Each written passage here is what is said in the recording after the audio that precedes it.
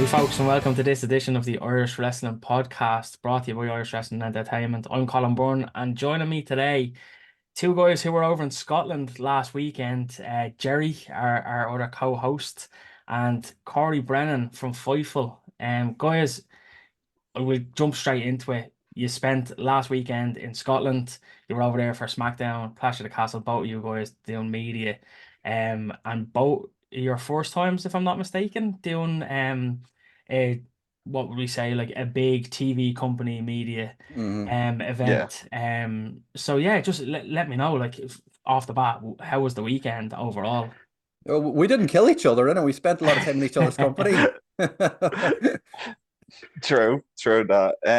Really the biggest thing was just how professional everyone was, and literally all the UK media lads, like everyone in the UK media lads that we kind of spoke to, like I said, Jerry, back me up on this, were great lads, great to Mhm. chat to, great to experience all of it with. And if I had any questions, like everyone, especially Alistair, like was very Alistair George, he was very, very nice, kind, and like all that. And just yeah, working with the WWE representatives like Joel and Anna and so on, they were all fantastic as well, perfectly complimentary of each other as well to help organize it all. And yeah, just great experience overall. Yeah, like the media day itself, it was such a great setup because I think when Mark was in Lyon in France, like the wrestlers were in one spot and the media went Mhm, around in circles to them. This time everybody was lined up like a proper, media press conference kind of thing. mhm. And the wrestlers came in at different stages and different sizes and they moved their way along the line to get in contact with everybody or speak to Yeah, everybody. And I saw the setup. It looked pretty cool with the backdrop going the mm, whole way down and around. Like it looked like a very, very good setup. Jerry, you said to me that it was probably a bucket list item for you. oh, absolutely, yeah.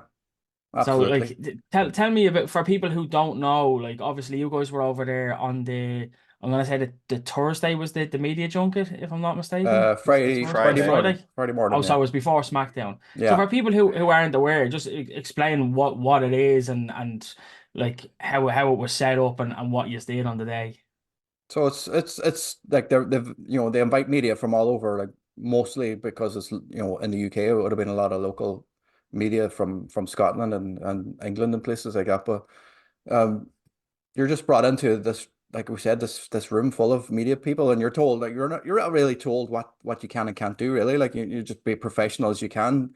Uh, you know, be prepared for what to come. Like as much as you're shitting it because it's your first time, you have absolutely no idea what to expect, considering what Mark had told us from the one from Backlash and Leon. Like we had no idea what we were going to walk into. We don't know if the wrestlers were already going to be in the room. We walked in and we were just Hmm. going to drop everything and go, it's look who it is.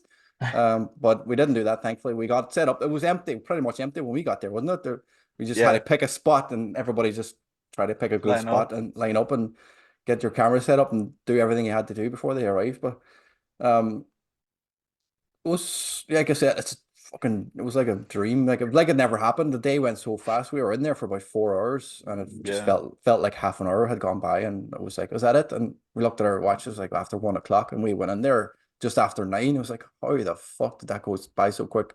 And it's like it never happened because if you haven't met wrestlers before, if you ever meet someone famous or something like that, it gets burned into your image, and you're like, you remember Hmm. what you talked about or meeting them in person, make eye contact. I can't remember anything.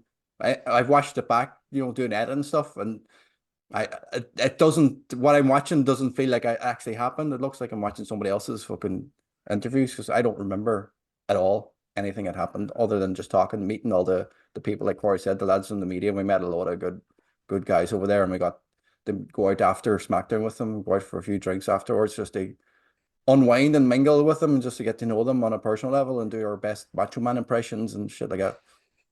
That was brilliant. You're But not your Chelsea Green impressions, Jerry, no? I oh was God, no, no. I actually like mine the best, I His think. his was fine. Mine was the one that she really didn't like.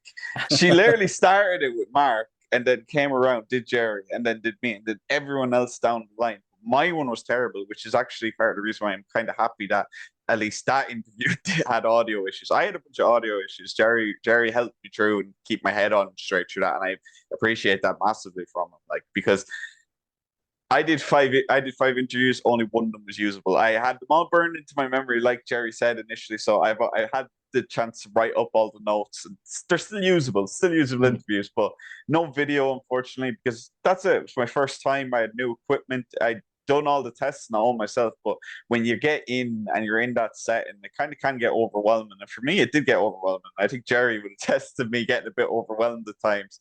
But at the end of the day, I felt like I belonged in there, and I think Jerry would agree in that same sentiment. It was very much a very relaxed atmosphere. Hmm.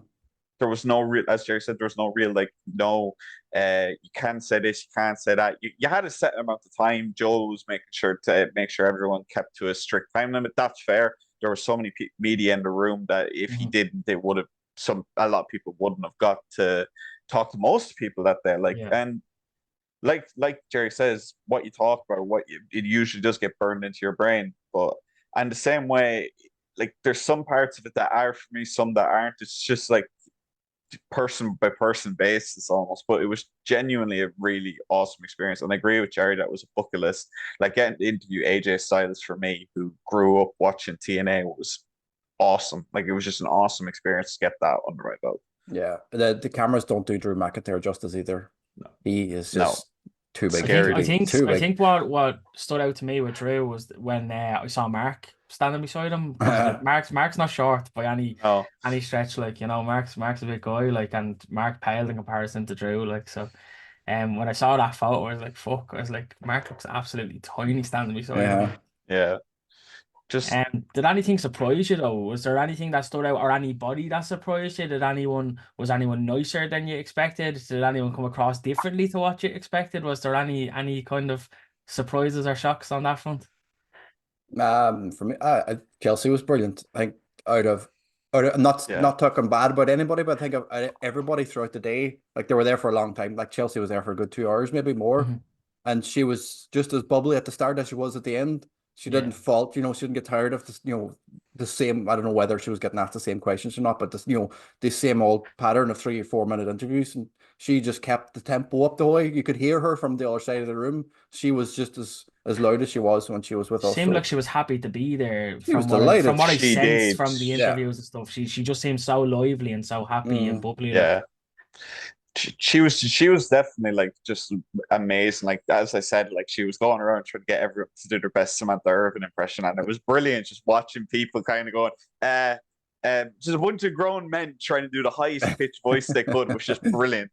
And everyone was great. You kind of got the sense that they were both all the talent that were there were kind of half in character, half out. Alba yeah, and yeah. Isla were more themselves, I'd said, in their character, but especially AJ. AJ for me anyway came across like he really needed some coffee.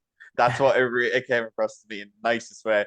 I think he was more just in character, but yeah, all of them were brilliant to chat. And none of them really like you get the like a lot of people like to think that these performers are like snotty in this and they don't like doing this stuff. Like I've never got that feeling from them in the Hmm. site. It's Mhm. just complete professionalism, complete like they genuinely seemed like they wanted to be there. They were lively, they were enthusiastic. Piper especially. I we mentioned Chelsea, but Piper was just a joy to talk to. Yeah. She was Mhm. absolutely she was laughing the whole time. She was smiling. She was giving everyone big hugs and everything. Like she was just delighted to be there and to be doing that. You could tell she was highly motivated going Yeah. into the show. And she likes the color green. She said to me like before we started recording like that I had my green Nikes on, and she said that was her favorite color, even though she's a Rangers fan. So I was taking. I said I'll take that. I'll take that. But it's nice that before you even start asking questions, like they kind of make you feel comfortable. So if there's Mhm. any nerves you had before, like Chelsea's when Chelsea did that, asked everybody to do that. That like any nerves I had were gone after that. Yeah, Yeah. yeah. Chelsea's very good at kind of making you feel comfortable and just kind of getting those nerves out of the way because it's impossible not to be infected by her like just but like Jerry said her bubbliness. She's just a very large life personality, and you feel that on TV. You feel it even more so in person when you're chatting to her. Like, Mhm. Yeah, it's good experiences for like it's mad because you put her and Cardona together, like, and everyone was saying the exact same things about Cardona when he was over here last year, like, so like you can see why they're together and they have that chemistry together as well. But going into Friday, you obviously went to SmackDown. We had the Americans giving the European fans a bit more stick as well. Oh, yous are only loud because yous are only getting it once in a while. But what was it like in the arena? What was the noise levels like in there? Because it came across like it was a raucous crowd. Like, It was. They were really Massive. loud. The singing was massive. Like it was. They were so loud. They I think it took away like the singing was probably the best thing about the whole weekend. The fans were phenomenal for the whole weekend. they tried out that decibel meter that they Mm. said that the yeah, Triple H yeah, referenced after, and like even I like while everyone was going mental, while there's stuff happening, in the ring, I couldn't help like kind of my eye just be drawn to it and see like what the number was because it was okay, getting yeah. that loud that your ear, like my, I said it, I just couldn't stop talking about it after the SmackDown, especially my ears were still ringing mainly because of the pop Randy Orton got. When Randy Orton's music hit, I don't know if Jerry felt the same way, but it was just a deafening pop for him, It was. and just the like, and I'm gonna have a little mini like segue here. Just it just shows why everyone needs to have that kind of theme music that's recognizable, that it's theirs, it's them coming, because it within a half a second, the first bar of voices, everyone exploded because they knew what was happening. So like just the atmosphere was incredible, especially, and it was even more so even in the dark segment before SmackDown when Pretty Deadly came out in English jerseys. It's like the heat that they got from that was Yeah. absolutely fantastic. Just the noise levels were incredible for that, but just a crazy crowd, man. A lot of the fans would hopefully remember them as well from their time over there. Like, Hmm. um, so was there much difference then between do you think between the Friday night and the Saturday night at the pay-per-view? For the fans or this is overall the shows or The fans firstly. We'll talk about the Yeah, fans firstly. Did they come up again on Saturday? Did they go to a new level? they came up. I think they were on the same level, like because SmackDown was the first time that they were Yeah. probably just more excited for not being able to see it. Like the fact that, like Corey said, Randy Orton came out, nobody expected him to be there at all. Like nobody think he traveled because he wasn't on any card. So the fact that he was on SmackDown, even for a split second, he was there, and whatever he did on Saturday, helping Cody, but you know, first time a pay-per-view, first time SmackDown. I don't know if was it the first time SmackDown was in Scotland, like, but I definitely, don't think it was. I think they've done Glasgow before. yeah, yeah. right. But it's like that weekend, like everybody was buzzed up. Some, I'm presuming most people who were there probably got a combo ticket, and they were there for Hmm. both nights anyway. So they were excited for the weekend. So I'd say SmackDown was probably louder because of the It was the initial first one, like, opening of the present, like, yeah. but they were just as loud. And Um, what about production then? What about show? Did they change anything up then between the Friday and the Saturday, or were we looking at same setups and yeah, everything or seemed the same. Yeah. Virtually the same. yeah? Yeah, it was the smaller stage as well. It was a very small Mm. sta Mm. or stage in Tron for where they came out, as you can see. Like, but like the Tron above the ring was massive. Like, so like that, it felt like they were almost that they were almost just trying to counter the small Tron at the Mm. entranceway with that. So Mm. the production wise, it was great. The Uncle Howdy tease that they did during SmackDown was very well done. That like you could like it really was like something like felt like it was like I know we're saying that it's more grounded in reality, but it did feel like a supernatural entity was there. Like Mm. just very well done production wise.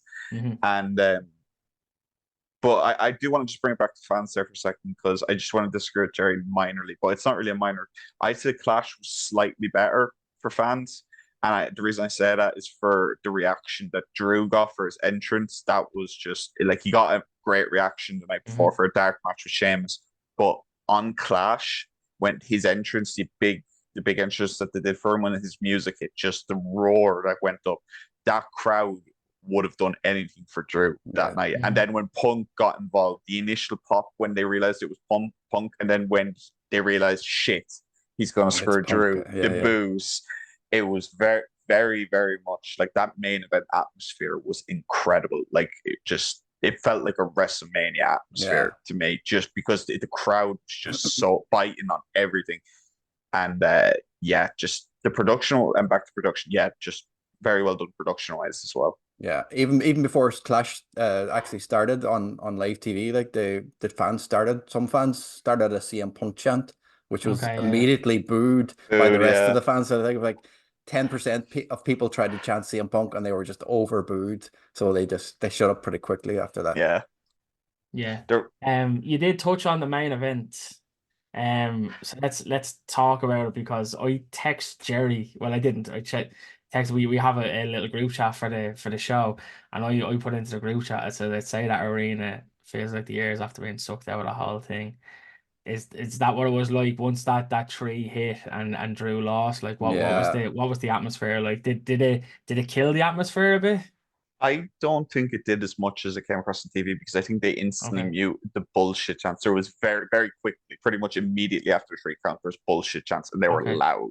They Right. were very loud. So when I watched it back, I didn't hear them at all, On but the they were. TV, from my perspective, I was watching live, and it just seemed like everything just went very Yeah, quiet. Hmm. Now that you could hear the murmurings, yeah, like, but it sounded like everyone was just like, "Oh, for fuck's sake!" yeah. A lot of people said that to me, and like, see, I picked up on the bullshit chants, and I was like, oh, they're going to mute them straight away, and it's going to sound awful. It's going to sound even worse because you'd rather have the bullshit chants than have no noise at all, Hmm. no reactions that like is the last one you want, Yeah, and yeah. it brings to mind when Sammy lost in Montreal to Roman. That's what it reminded me of. Very quick. First, no noise, and then immediately after, just the crowd turned on it completely. Hmm. Um, I felt so bad for Samantha Irvin after literally as we were being moved in for the press conference. She got on the mic and was like, "Oh, I know this isn't what you guys wanted, but," and she was just wishing them get home safely. Yeah, yeah. And just, Thanks for oh coming. Like, my yeah, God, they like at that moment she was the representative of WWE. yeah, yeah. So the crowd just absolutely let her have it, and I felt so bad for her because in all dealings with her that I've had or anyone I know have had where she's a fantastic person. So She I did she got feel that. a massive pop when she came out before the show started as Yeah, well. When she walked out through the entrance ramp, everybody was screaming her name. It was a massive pop for her. So to be a complete 180, like even though it wasn't her fucking fault. yeah. I think a lot. I think I don't know how I still don't know how I feel about the finish or how the match went down or if Drew losing was the right call. I don't think we're going to really know if that was the right call It's like until. one of them. We're probably not Yeah, gonna know for another year whether it was right yeah, or wrong. Like, but in the moment, I think everyone. It's fair for everyone to say that was bullshit. But yeah. then as well, on the flip side, what I'd be thinking is if he does go over, is it not expected? Hmm. And then is it boring because everyone was expecting it to happen? Is the pop really a real pop if he goes and wins? If it's Mm. an expected pop, you It get would me? have been a So house like, show pop. Yeah, it yeah, would have like felt like I'm that. just playing devil's advocate No, here as you're well, right. You're Yeah, right. no, you're right. So I just don't know if it's the right call, but then I don't know if the other way is the right call either. Yeah, Well, it depends how they play out the feud with Punk because Yeah. if it depends yeah, on when he's healthy and ready to go, if he's ready for SummerSlam or if he's Mm, not, they're going to drag this out until he's ready to go, and then they have yeah, to decide who goes over in that feud. Like, is it going to be yeah, yeah. worth him losing all these titles just so he can get revenge I, on I Punk? think I think it's gonna be fair to say, and I think I'd be disappointed if it wasn't. Um, I don't see it being a one and done. Oh no, no, it's not. no way. So No, too much heat on it. yeah, that's what I mean. Like, so I really don't think it matters who gets that first one. It's Yeah. about who gets the last one. Inside Hell So in a Cell, is it? Jesus, Oh, don't who let that get guy that. in? Who let that Get guy the. in? Ah, nah, he was a good lad. He was a He's a good nice lad. lad, yeah. Yeah, he was a good lad. I should he he shot a Punk's shot, response didn't he? was Like, enough. but Punk's yeah, yeah, response was more than enough. The lad got bad enough with that. yeah. But yeah, I feel that way as well about the Drew Punk stuff. But at the same time, and the big thing for me actually that really kind of put me even more on the fence. But originally, I was kind of God, I should have just had him win and then maybe have him lose it at Money in the Bank to Mhm. Money in the Bank or something. Then Damian Priest and Seth Rollins had their segment on Raw, and then I was sold on that matchup because Priest.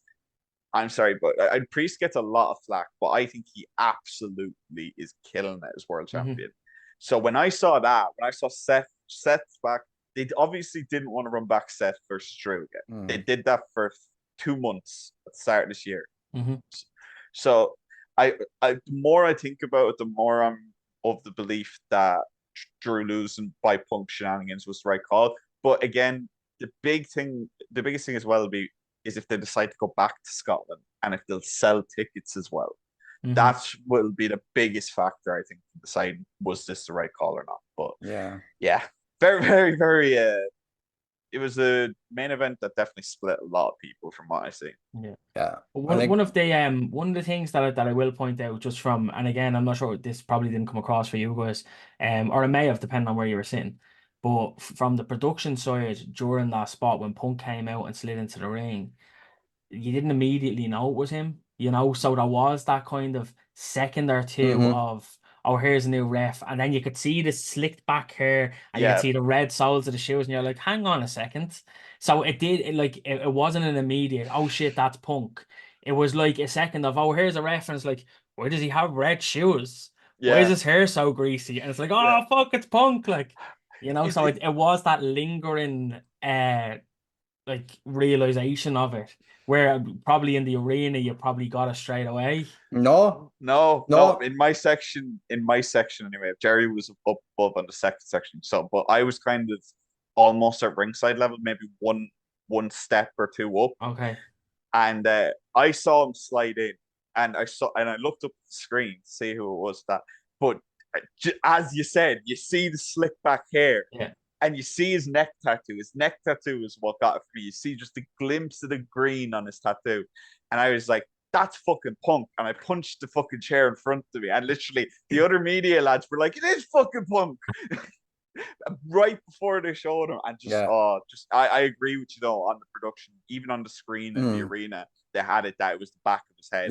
Yeah, it was a very, very good touch, I have to say, and it's those little things that we're seeing, and we're seeing it across the board now. And we said this maybe 6 months ago. There's going to be some things that won't work, and there's going to be some things that will work, and that was definitely one of the things that did work for the moment. For us, like where we were sitting, we were like almost facing the entrance ramp, but because it was curved, we couldn't see all the way down it. Okay, and the noise as he was coming out, it was kind of like a Mexican wave kind of thing. It was just people are starting to realize as he ran past him, and there was like punk, punk, punk, punk, punk, punk, punk, punk, punk, punk, all the way up until he slid into the ring and it was going for the 1 count. It's fucking CM Punk, and then it was like, oh shit.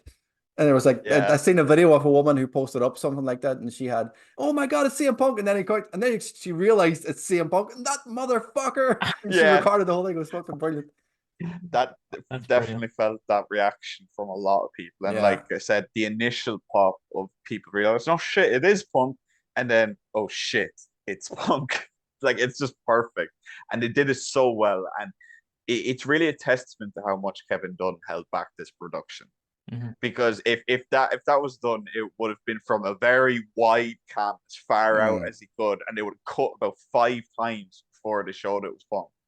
And it was Drew's face really that kind of told you everything. When Drew got up from the pin count and he looked at me, you just saw the hatred on his face. You're like, only one person gets that response from Drew McIntyre. Yeah. So just very well done. So rest of the card then, obviously we don't need to go into much details, but was there any other big standouts across the other 4 matches on the card for you? Alba and Isla. Yeah, that was a feel-good moment. Yeah. They all had to have, somebody local had to win something. I think I don't know if they would have won the titles had it been anywhere else in the world. Triple H said that. Oh no, sorry, I'll get back to that. Maybe not yet. I think that they in my opinion, and that's all it is well, I think they were probably accelerated to the championships. Well, they were squashed the week before on Raw, like in a couple of minutes, so it felt nobody expected it, but I'm delighted it happened for them, considering everything that went on with Alba. And her mother and stuff, like, so it was definitely a feel-good moment. I think considering how held back they've been as well, they haven't really had that good of a run since they've both been drafted. So I think this could really strap a rocket to them, because I'm not sure about you, Corey, or Jerry, but like we got to see both of them over here before. And one of the things that came into my head, and I don't know why it came into my head, well, I did, it was just one of those memories, but when they won, I was like, holy shit, Rob got to smash a women's tag team champion with a kendo stick in the stadium. Like, he can now say that he smashed her with a kendo stick like 5 times. So just little things like that, but I think myself, and I'm sure a lot of other Irish fans, kind of, even though they are like Scottish, like they did have a special place in Irish wrestling, and it was just great to see that moment. Yeah. It was very well done. I very much liked how they did it, how they stole it, because as you said, they got squashed. So if they just hit their finisher and pinned Jade or Bianca, no one, it would have been kind of like a really. That's like, but the fact that Jade and Bianca hit their finisher, and then Alba and Isla just kind of stormed the ring, got rid of both of them, held them down as Isla got pinned, like, and just that kind of it went from like, oh, it's just gonna be a simple retention for Bianca and Jade, like, literally within 10 seconds, from 10 seconds to they've got this one, to holy shit, Isla and Alba are champions, and you felt that in the arena, because it went from almost dead quiet to just a credible reaction immediately. And you could feel that everyone was aware, or at least most people were aware of what Alba was going through as well. Because when she broke down at the barricade, the chants for just her name, just that's it, just Alba, Alba, Alba, Alba on repeat. And it was just, you could see it in her face, in her body language, that she barely got through the match and has been working through so much pain right now. And that was incredible to witness that live. That's something that, like I said, like me and Jerry both saying, like, we don't really remember some stuff. It feels like a dream. That was something that's going to be burned into my memory for the rest of my life. Seeing Alba just kind of just fall and just kind of just see the emotion pour out of her. Just incredible to watch live. Yeah. Yeah, do you think the moment was bigger than the match as well? Because in my opinion, I think it was the weakest match on the card in ring product wise. I'm not gonna sit here and lie and say that it was like perfect, because it was probably the most botch heavy match. There was a couple of hairy moments during the match, so I think the result probably saved it. Having that moment afterwards, and hopefully that's what people will remember, and not how the actual in-ring match went. It was a weird one because, like, especially like the top ropes weren't tightened properly. That's very clear. I don't know if you guys have seen like all the highlights of it. Obviously, some people thought the Cody and AJ Bret Hart spot was because of the ropes. Like, Jesus Christ, please just watch some history of wrestling, please. But like, there were some spots like Jade doing the springboard, like, um, then there was obviously Damien getting caught up in the main event. But there was other ones. There was other ones in the other matches as well, in the Chad and Sammy match as well. So there was a couple of mistakes in this match that happened because of that, and I think that did kind of like knock at least Jade's confidence for a bit. But she did come back into it. I think the tapping was a bit odd, but I think that was more. It very much. I've seen a lot of people say like Jade kicked Shayna a bit too hard on the spot beforehand, so Shayna might have put in a little bit more squeeze. It looked like there was this, it looked like she was really being choked, and it was one of them fucking loosen up kind of taps, And obviously the ref didn't call it, so they kept going. I think the finish of the match went probably better than they expected it to, just based on where everyone landed, everyone was in the ring at the time. So I agree with you that it was probably the weakest match on the card, but that moment probably puts it up there right behind the main event for me, solely because of the moment. Yeah, well, that's what wrestling is. It's all about the moments. Like, nobody's going to remember every fucking move in a fucking Shawn Michaels and Undertaker match, but they're going to remember the moment that he retired, or they're going to remember the moment that Shawn said, I'm sorry, I love you, but can you remember what happened in the Ric Flair and Shawn Michaels match? Because there was about 20 botches in that match, and nobody ever talks about it. Because Ric Flair was too old to be wrestling. Ric Flair match, wasn't it, though, in fairness? Well, I'm just saying, like, nobody ever remembers those kind of things. They remember when you have a big moment like that, nobody's going to remember whatever happened in it. Go back and watch it. I beg anybody to go back and watch all the botches in that match compared to the tag team match. 16, 17 years ago, man. Jesus. Cody and AJ, for me was it was the strongest match on the card until the main. I think the main probably surpassed it, especially with the finish of the main. But I thought that was a real strong open. For me, the show was really strong opener, really strong finish, and then it kind of teetered in the middle a bit, like, I When you bookend the show yeah. with two really strong matches like that, it's like it's going to be hard to top. Like, Yeah, I actually preferred Sammy and Chaz's match out of all of them, to be honest. I thought it was the story in it and the actual wrestling in it was better than what happened. Like that again, it's the moment that AJ said I quit to the steps just really threw me out of the match altogether. Like Yeah, right. it really took away from the rest of the match, it which felt it a bit. shouldn't have, like, but it did.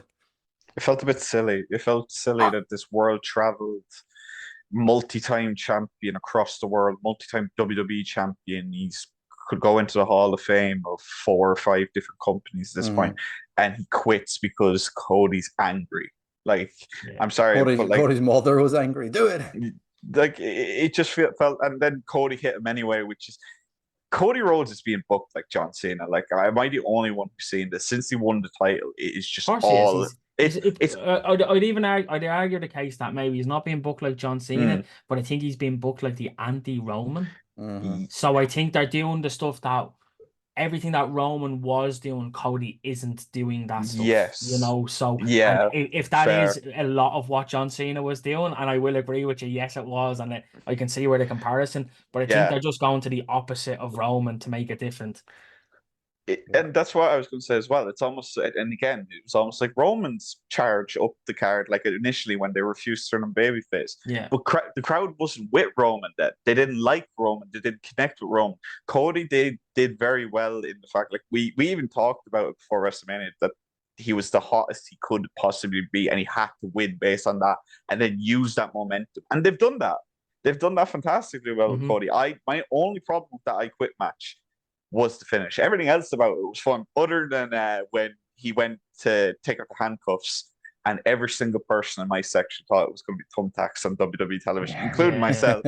My brain, you see black, They you said see a it. They little said it figure. on commentary. He says, "Oh, he's taking out the bag. We know what's usually in the Yeah, bag." And I and went, it's "Yeah, handcuffs. thumbtacks." And then And then I was handcuffs. handcuffs, and I'm like, "What the fuck are you talking about, lads? What's going When, on there?" What when kind have of they sex life ever have they got? when have they ever had handcuffs in a black bag though? Like they just whip them out from under the ring usually, and it's usually this Yeah. big deal where they whip them out and you see them, they hold them up. But for some reason they were like, no, we're gonna make everyone think they're thumbtacks. Like, but one thing as well that I do want to say, they really got to just let Cody run the blade.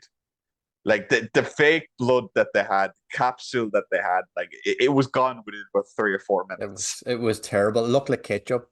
And look, I get it. You don't want to risk someone bleeding all over the place, but Cody's ran the blade more times than most that roster has, Yeah. just from his indie time. Because that man loves running the blade. He loves bleeding. He's that kind of baby face. Double or nothing when he stuck his head under that little small table for 2 Yeah, and he minutes. comes out and he's just covered. Never forget that. He like just let him do it. They let him Yeah. do it for the Rock angle because that was definitely like you could see the Yeah. opening. But this like just dead in the center of his forehead, the dripping on his nose. You just where's that wound? No, they focus way Yeah. too long on his face to make that work personally. But yeah, other than those two things, I really did like that match, and I loved Mama Rhodes being there, just Yeah. slapping the shit out of AJ. It was brilliant to watch. Outside of that, I know we're short for time for Corey has to go. So Mhm. we've got some news, Colin, from OTT, some exclusive news that we received today.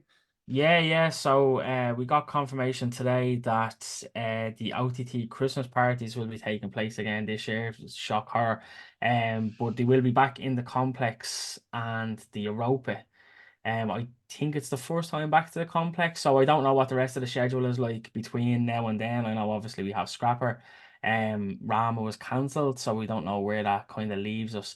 But we do know we're going to be back in the complex December 21st for OTT Christmas party, and December 22nd in the Europa Hotel for the Christmas party. So mark those dates off, keep an eye on social media and stuff. They will be announced soon, and hopefully we'll get some decent names over those Christmas party shows. Have been a couple of my favorite shows over the last couple of years. They always bring good vibes.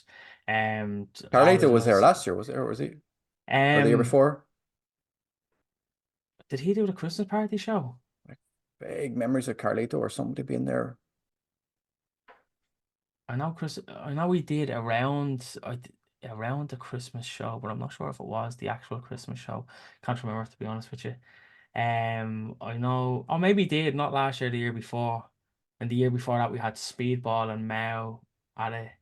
Um, and last year, who did we have last year? I can remember seeing people in the ring singing. I can't even think about who it was. Someone will reply in the comments here and let us know who was in last year's show. But the main thing from last year's show was Debbie Martina.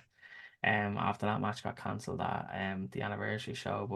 But yeah, it's always a feel good show, always a bit of crack at it, and some exceptional wrestling as well. So I'll be there. I'm not sure if Jerry will be coming up Christmas week or he'll be heading up north. No, we're hosting this year, even though it's 6 months away. We're hosting, so I Oh, so don't know. you don't have to do the 6 hour trip up the country. No, they have to come down to me. Lovely. Say We have about 15 people come to our house with 2 chairs, so Say it'll that'll be be good. fun. Yeah, so that'll be good, all right. But yeah, thanks to Joe and OTT for giving us that news that we can share with you guys as well. But yeah, keep an eye on social media, and we'll get more news about that in the near future and when tickets and stuff are gonna go on sale. And as soon as we know, we'll let you know as well. Yeah. So Corey, have you anything coming up on Fightful? Yeah, I just interviewed Lana Austin and Rob Drake. I actually asked them about coming over to Ireland. They were both very enthusiastic about coming over to OTT. Rob was saying that he has a couple of people that he wants to face. Lana is same as well. She really wants to get that OTT Women's World Title. So not sure when that interview does go up, but the select notes be up today. can I There's going to ask be a you, did lot. you ask Lana about when the last time she was over? She may. I think she talked about it herself. She did mention it herself. It was a bit of an odd one. She wasn't announced. Yeah. She just came out, and a lot of people didn't know who she was She because said like there's a lot of casuals there, so she did say that she wants to come back. That's a big thing on her calendar. She said that she wants to come back. She said she actually mentioned, I think she mentioned RCW as well. So I Mhm. think we could see her in a couple of promotions over here, but she'd definitely be someone that I'd like to see come over as well. And Rob is really good as well. Rob was great to talk to as well.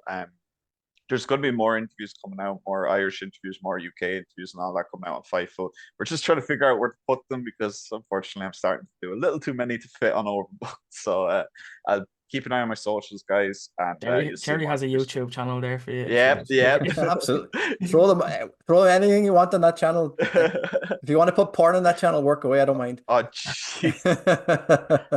What did the softcore Scottish only. what did the Scottish crowd chant to AJ when he took out the handcuffs? Kinky bastard. Kinky bastard.